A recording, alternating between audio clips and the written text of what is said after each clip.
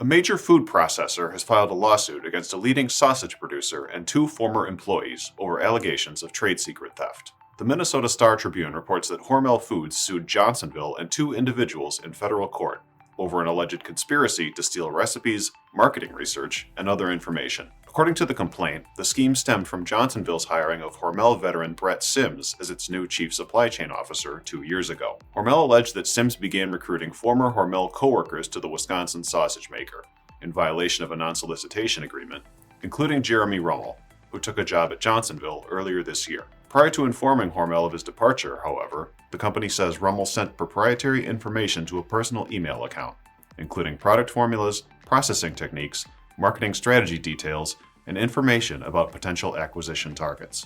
The complaint added that after Hormel raised the issue with Rummel, and he acknowledged sending those emails, he and Sims met to go over the details of that meeting. Hormel also alleged that Johnsonville was uncooperative when Hormel sent a letter outlining its concerns. The Minnesota-based owner of the Spam, Jennie-O, and Planters brands is reportedly seeking the return or deletion of its confidential data, along with monetary damages.